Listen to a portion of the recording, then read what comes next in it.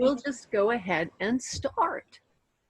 Ready or not, here we are. Ready or not, yeah. I'm waiting to see if you want us to lie down or stand up. Oh, she's thinking ahead. Well, let's see now. Yeah, let's stand up. Let's stand up, and we'll do a test move. So,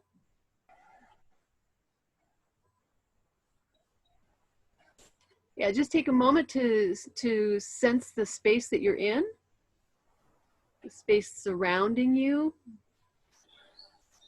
in the front and in the back.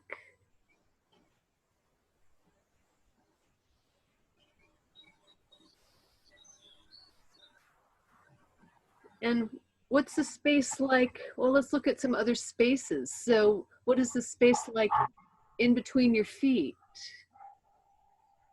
Is there space in between your feet? Is there space in between your knees? Is there any space in between any of your fingers?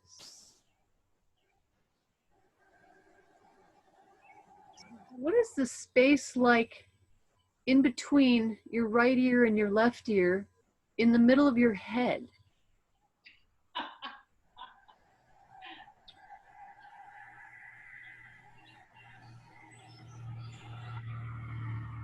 And then if you were to turn and look to one direction or the other, would one side feel more easy, more comfortable, or more doable?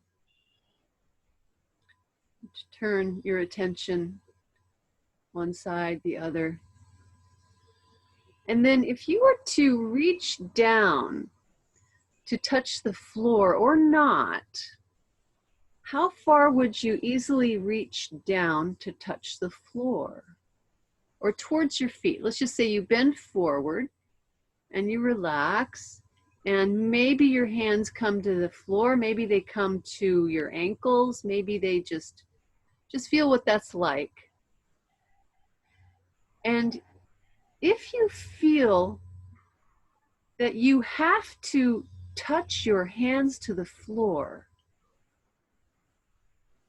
then an interesting inquiry could be, where does that urgency come from?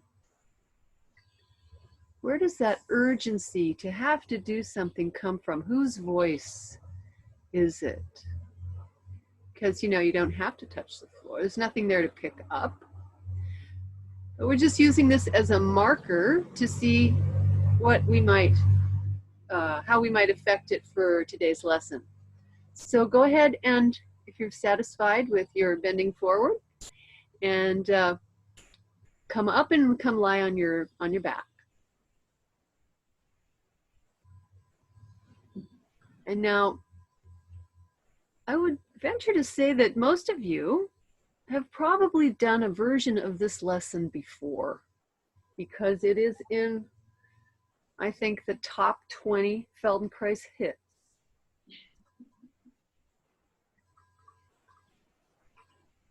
But it's always worth revisiting the lessons, because they're never the same lesson, because we're never the same person day to day. There's always something that has changed. So notice, what is the space around you like now that you're lying down? So the space in front of you, definitely further away than the space behind you. But how much space is there behind you that doesn't touch the surface of the floor, the surface of your mat? Where are those spaces?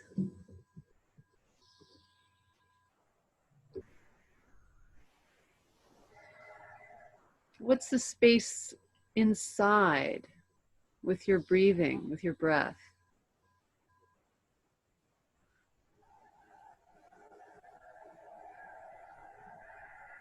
How much room is there for the air to fill and flow around you?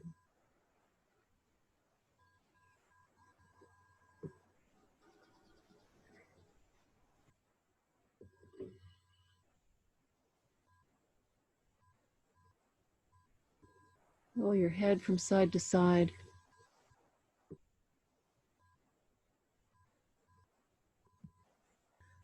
Notice which side is easier.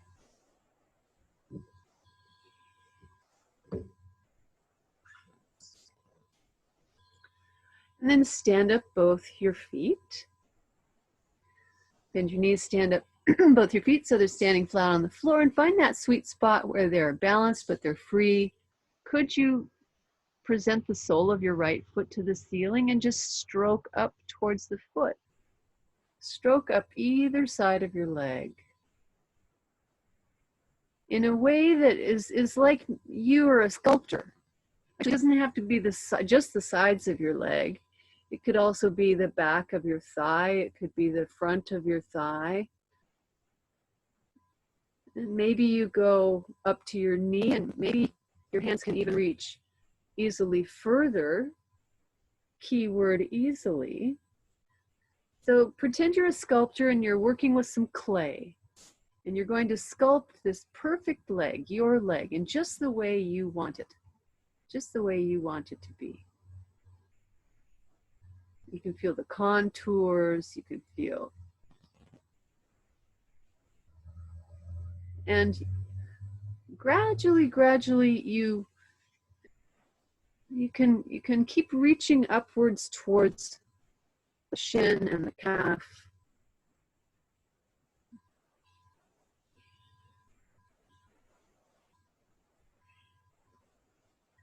And then let's stand the foot down and let the circulation flow back into the foot.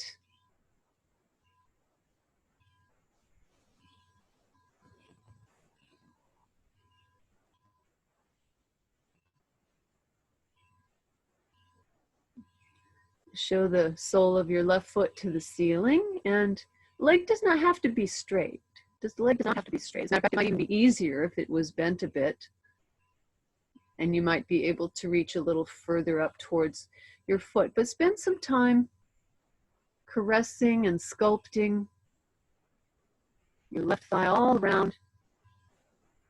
Even give some consideration to the bone that's inside that you cannot touch.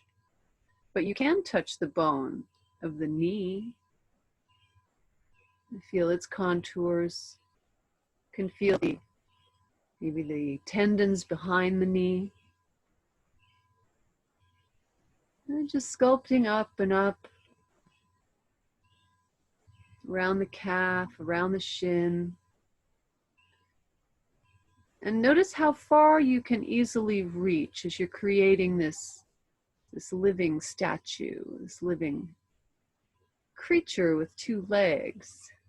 What would you need to do with yourself to be able to fashion the narrow part of the ankle and around the heel, or the arch of the foot? So what would you need to do with yourself to be able to reach the foot? You can do anything. What do you do? To reach the foot and to touch the toes. We have everybody has a different strategy. So because we didn't get to finish the foot on the right leg. So go ahead and feel the pads of your toes around the heel, the Achilles tendon. There's a lot of bones there. Foot is very bony. Many bones in the foot. So a little sharper contours.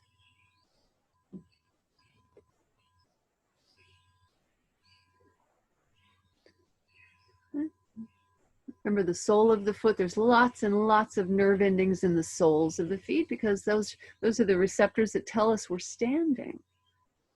So give them some attention with your finger pads. And then go ahead and rest both your legs. And again, you can lengthen down your legs and again, notice the memory that your legs and your feet have of your hands. And the awareness of the sensation of your feet in your hands.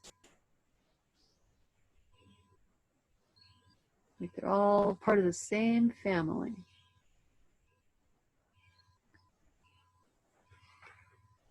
Now, can you bend up your legs again, stand your feet, and show the sole of your right foot to the ceiling again? And this time, can you stroke up the leg in such a way that you could reach the ankle by not bending the knee out to the side. The leg will stay parallel, as though you were kicking a ball. So, and you're not going to, another constraint is you're not going to pull on the leg. We're not going to coerce it.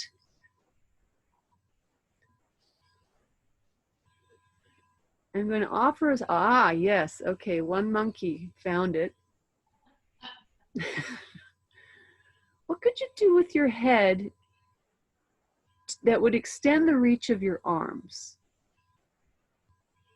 What could you do with your head? So you could sort of draw the head backwards so that the chin comes away from the chest and the chest sinks and the arm reach is extended. And that changes something in the pelvis for sure.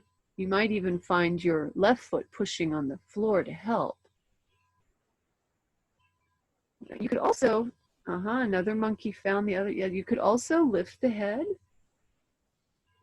Lift the head away from the floor, lifting the chest, lifting the shoulder girdle, extending the arms by rounding the spine.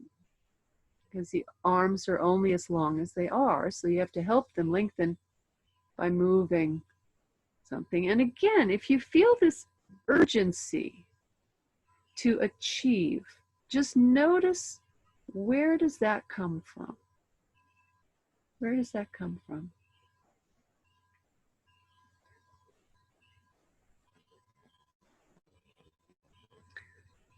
Stand that leg down and pause.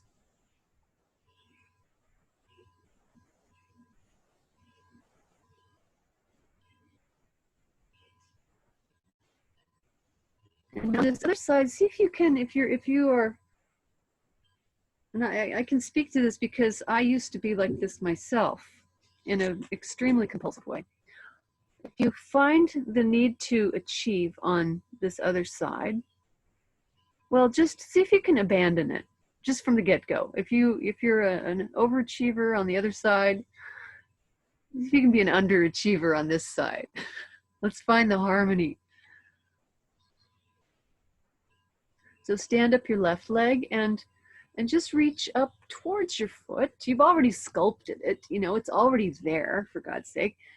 But find out what you could do just a little bit to reach further. What could you do to reach further?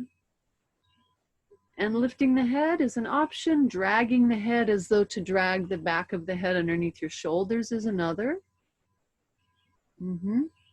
That's a very powerful, potent gesture, movement. Notice what happens, what presses the floor as you experiment with reaching up towards the foot, stroking up the leg.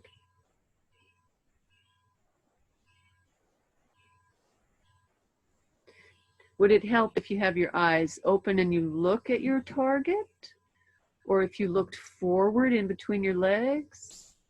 Or if you looked down towards your navel? All these different options for the eyes will change something in your action. And you can feel, you can assess, because you are both the experiment and the scientist at the same time. Let's take a rest. Lengthen down your legs, take a rest.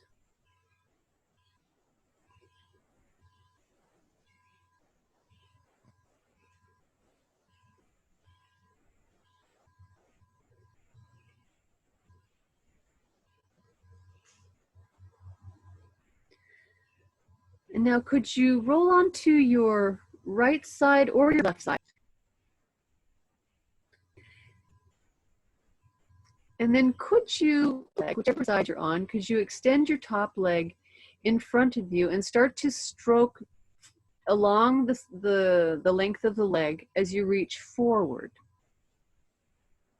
And the leg can be on the floor, it can be in the air. You can bend it, you can lengthen it.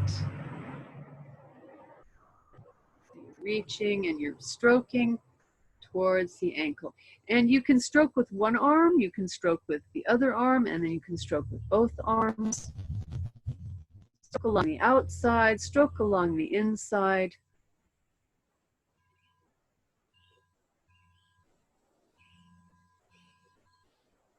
You can move the head, because remember, anything not allowed is permitted. You can bring the head down, you can bring the head away. You can look in different places. You could roll. You can roll forward, you could roll backwards.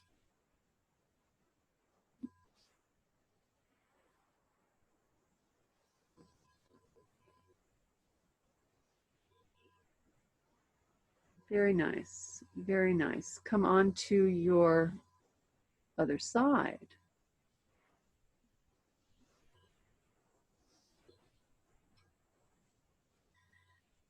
And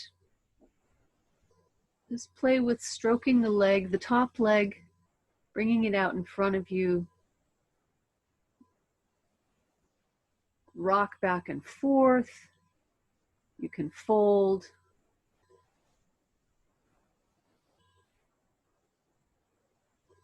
You can roll. The head can move. The eyes can look in different places. Can you stroke along the outside and along the inside of this top leg? And if you were to stroke along the outside, just with the upper arm, so the same leg as arm, you stroke down maybe the outside, and then you come around and you come up the inside. So you wipe down the outside, you come around and you wipe up the inside. And the leg can stays out, it just stays there. We want to be very lazy about this. It's gonna be hot today. So just stroke down and come back up. And then could you stroke down the inside with that arm, the inner thigh around and come up the outside. So you make a loop.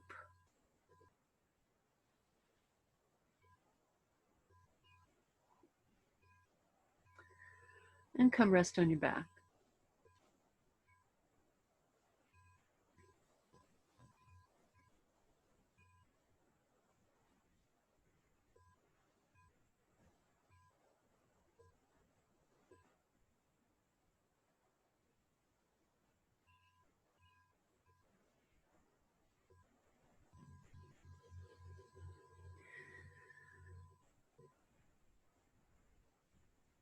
Stand both your feet again. Lengthen your right leg into the air. The back of the knee does not have to be straight. And just feel how that is there to balance the leg. Show the sole of the foot to the ceiling. And now could you, with your right arm, stroke up the inner thigh of your right leg. So you're reaching around and then come around the foot or the ankle or the calf, whatever, and then come down the outside. So we're going to stroke up the inside and down the outside with the right arm. And the head can turn. You could turn the head, you can lift the head. The ribs can fold.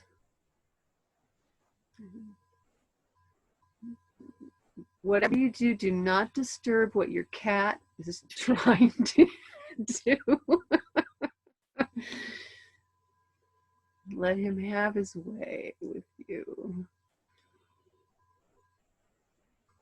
And now with your other arm, could you do the same thing? Just stroke up the inside and down the outside of your right leg with your left arm.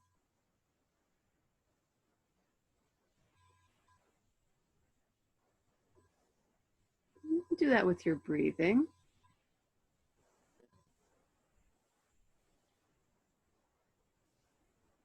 Yeah, rest your legs, rest yourself.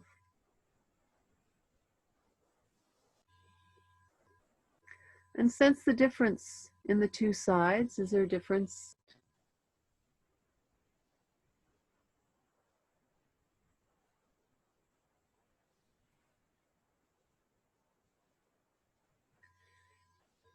Stand up your feet again if you lengthen them down, and lengthen your left leg in the air.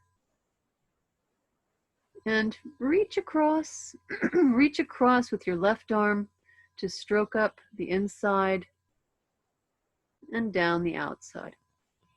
And employ yourself however you need to make that easier.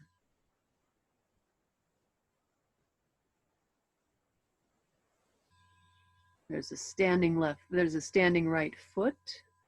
That might be useful, it might.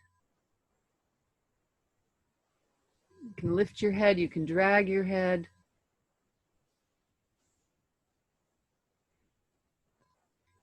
Feel what presses into the floor as you reach, as you lift and reach, or drag and reach. And then with your other arm, could you stroke up the inside of your left leg and down the outside?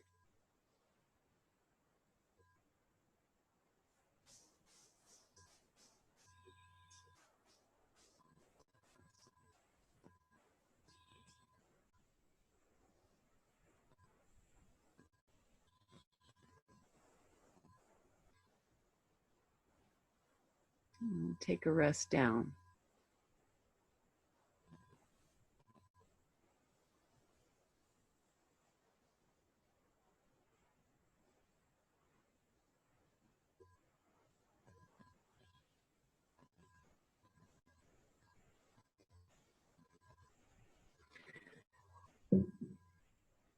And now can you roll to your side and come to sit?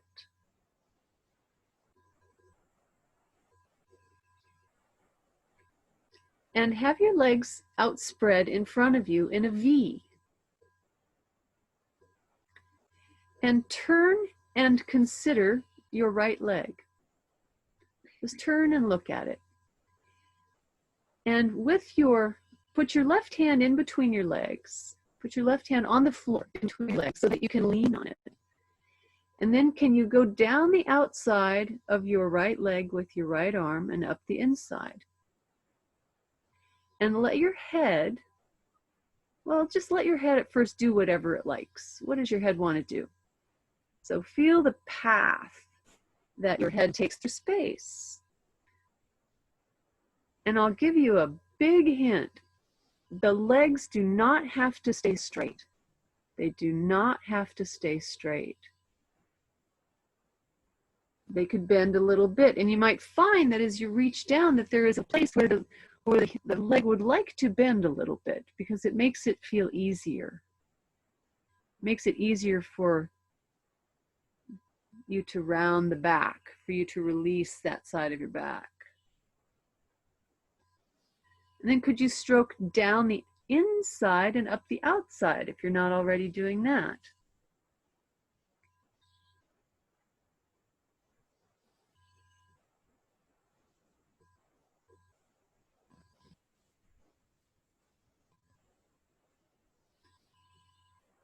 Now, could you lean on your right hand somewhere out to the outside of yourself, over there on the right, and stroke down the inside of your right leg with your left hand? And lean over on that hand as you come around the outside so that you feel your head, yes, your head can drag you, can drag the weight of you off and away from your left side of your butt. So the left side of your pelvis can roll away from the floor, can come away from the floor, and you're rolling around the right side of your pelvis like you're in a bowl and you're rolling around. You're sitting in a bowl and you're rolling around inside this bowl. And then go around the opposite direction if you haven't already. And keep looking for ways to make this movement easier, more fun, more doable. How far over could you lean over there safely? Because you're not going to fall. You've got your right hand over there to help catch you. So you're not going to hit your head. You might run into your cat. Be mindful of the space around you. Don't run into your bookshelf. Okay, take a rest. Take a rest.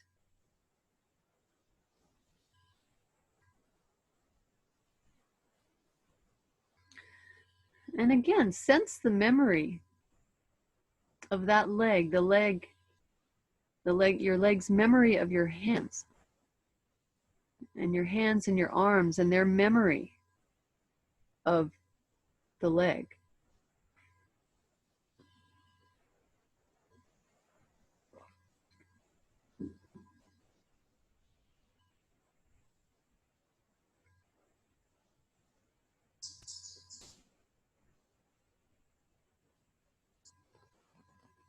Okay. Come to sit again with your legs spread out in a V.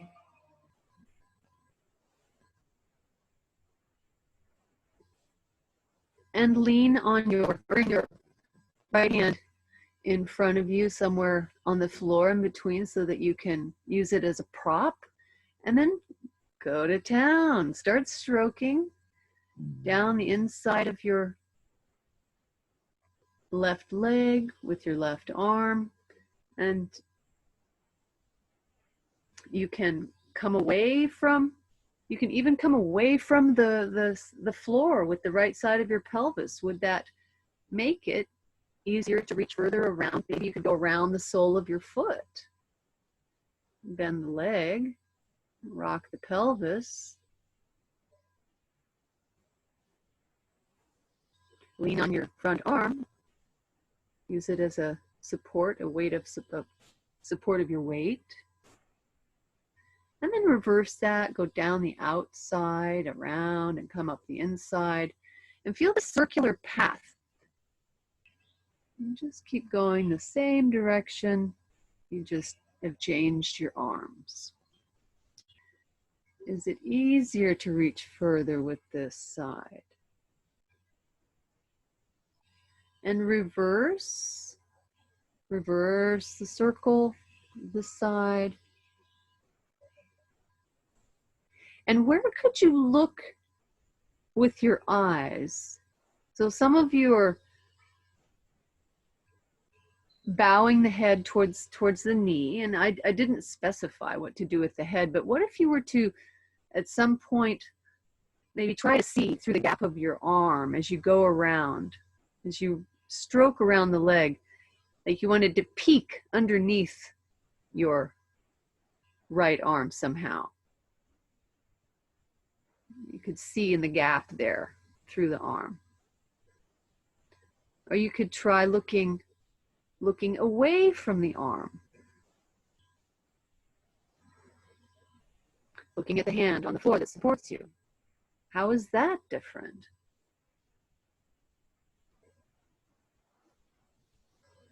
You can try a combination of the two. Look for your cat who's hiding behind you. Okay, let's take a rest.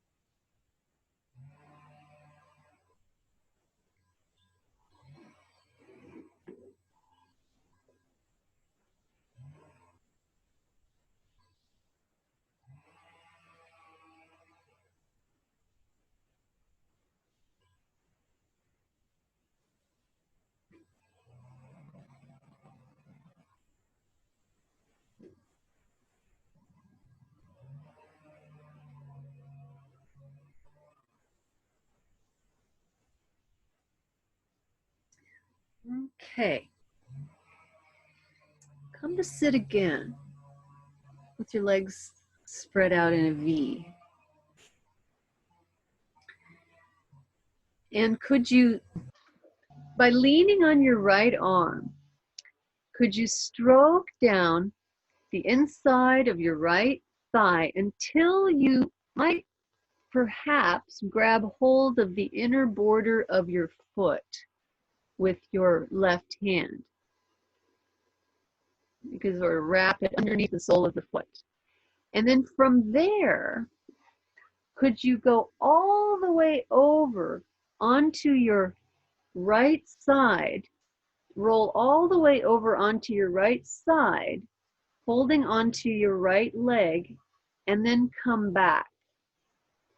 So the leg will come into the air because you're holding onto the foot. So you're going to roll over somehow onto your right side, holding onto your right foot, and then come back. And you've got your right arm over there to use it however you need to. But so when you come back, you're just sitting with the leg on the floor again, where you started. And do that a few times. So find a comfortable way to hold onto your ankle or your pants. No, you're not wearing pants. So we're around the sole of your foot and roll over onto the right side and bring the right leg into the air. Come onto your back and then roll back onto the side and come to sit. And do that a few times. Do that a few times. Your left leg can come into the air as well. You come all the way onto your back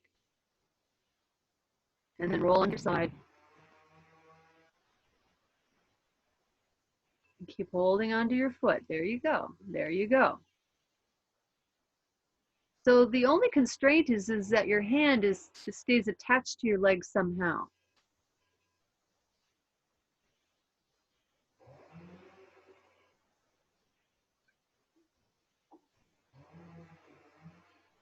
Your left leg can be used as a rudder.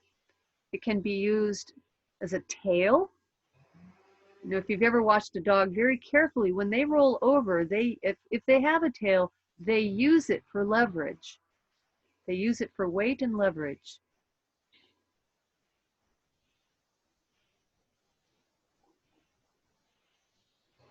And for God's sake, have fun with this.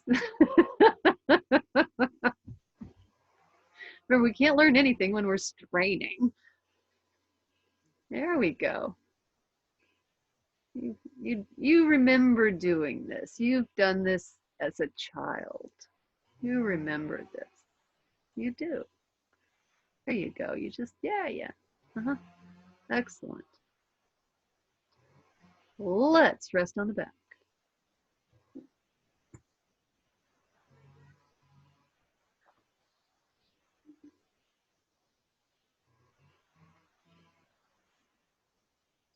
And now feel the memory of that in your system.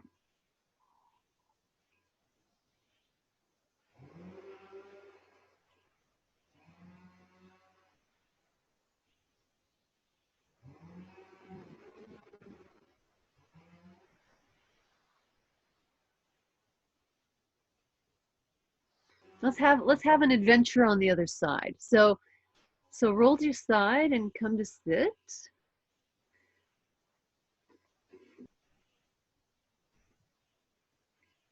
And just refresh your senses by stroking around, stroking down the inside of the left leg with your with your right arm, leaning over to the left with your left hand to keep you safe, and coming out the outside of the leg, because you go down the inside and you go out the outside. And now on this side, experiment with danger. So experiment with danger. Can you stroke down, and as you come around the outside of the leg, how far to your left do you need to bring your head so that you begin to fall? You begin to go off balance. You begin to go off balance.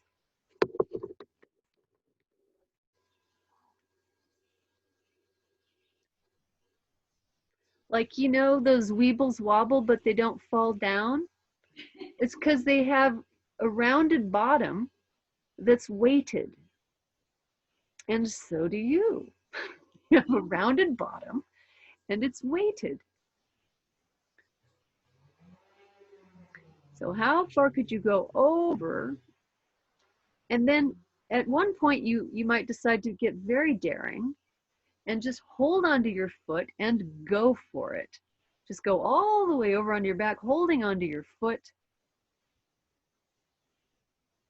And then how might you roll back? Holding onto your foot. You've got your left arm, your left elbow, you can move it, you can bend it, you can slide it. If you go slowly, you have a better chance of reversing it. And when you can reverse things, you won't injure yourself. You have that, yeah, there you go. Now the place where you get stuck is a potent and rich place. So you can play with the edge. Play with that edge.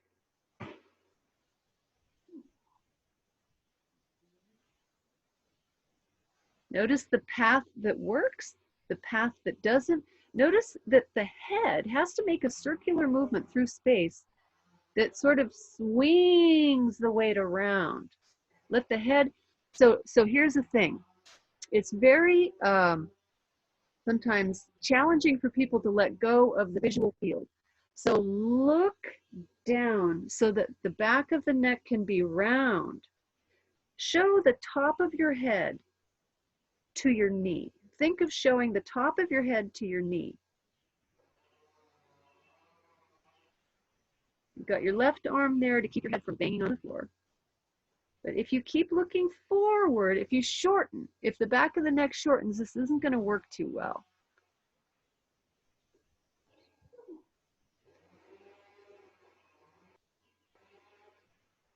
Okay, Cirque du Soleil, here we come.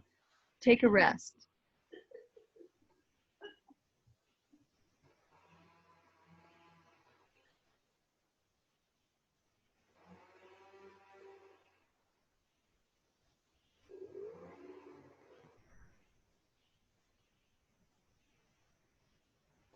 And remember, it's not about whether you can do the movement or not. It's the journey, not the destination. It's the learning process that you engage in, the same learning processes that you engaged in as an infant, learning to move, learning to roll, learning to sit up, and learning to crawl. The infant learns to sit up. Well, he doesn't try to sit up. He's not trying to sit up. He's never sat up before, not on his own. But usually the infant learns to, or discovers sitting up by accident, and that is by trying to put his toe in his mouth.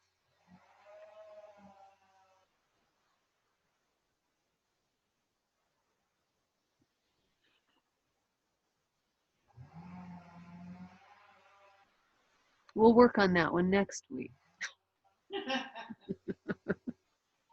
Remember to take a bath.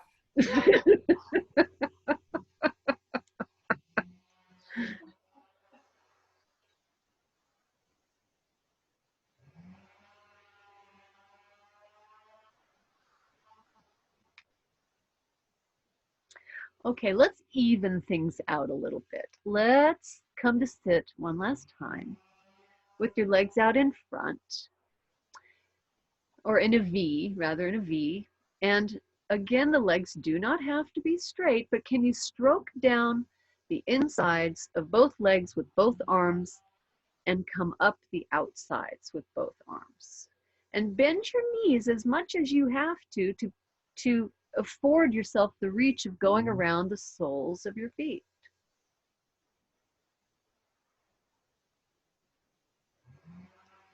Can you give up the visual field and contemplate your navel? Maybe you don't go all the way around the feet. Maybe you just reach the ankles. That's fine. Again, it's the journey. Now, can you go the opposite direction, down the outside and up the inside? Think of all the meridians.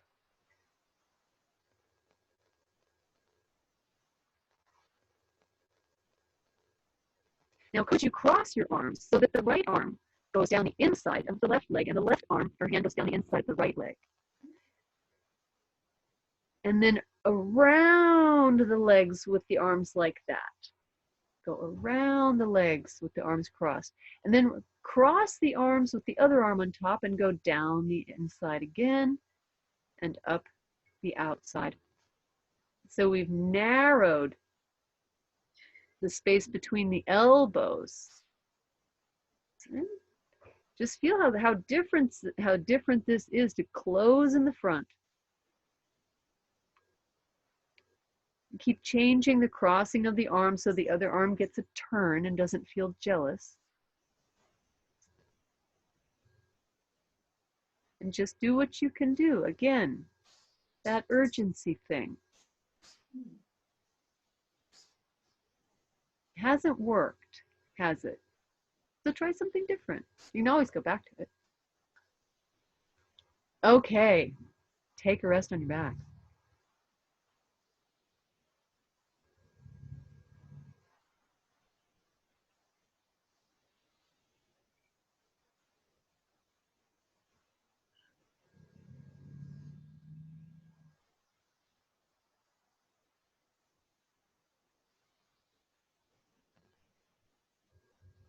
So feel the space in your back and the space in between your shoulder blades.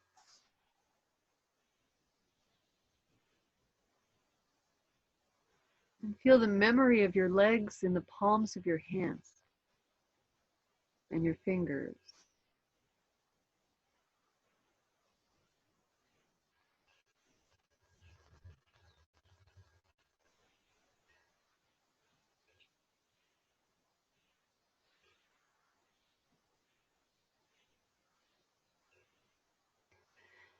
And then if you were to stand your feet one last time, stand both your feet one last time.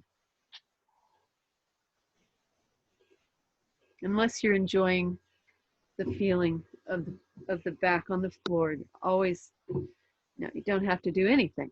But if you stood your feet, could you present the sole of your right foot to the ceiling and just stroke up towards the foot as we did in the beginning and feel, put the finishing touches, maybe the glaze.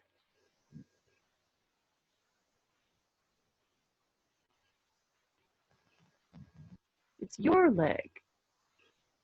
It's your leg. Unique to you. So be very loving.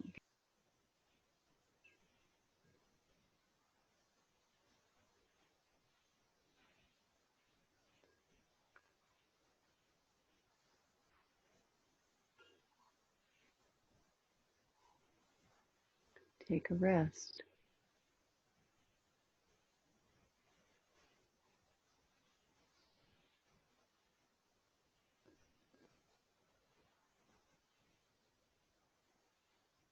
Feel the space inside.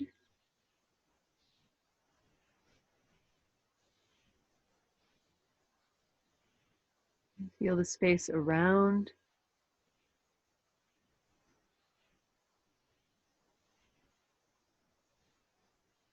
Just bring yourself up.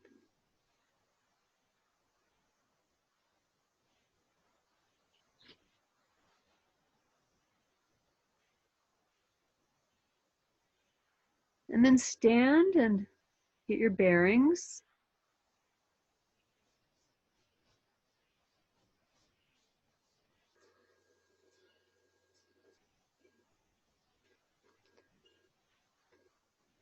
And sense the space in front of you and behind you and above you and below you. You turn to acknowledge something to the right. something to the left. How does that move through you? The intention to see. And then if you were to reach forward without any urgency or goal, just reach forward, listening to yourself. You can stroke your hands down your legs and stroke down your legs and relax your knees and feel, can you let go of the back of the neck? How much easier is it to hang there? Is it easier somehow, somewhere?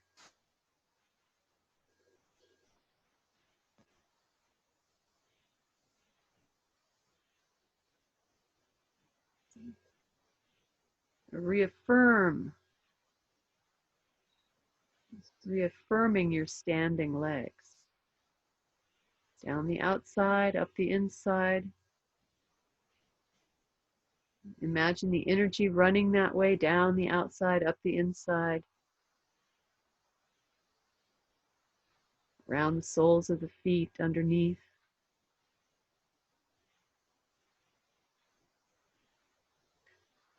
And then stand and we'll call it good.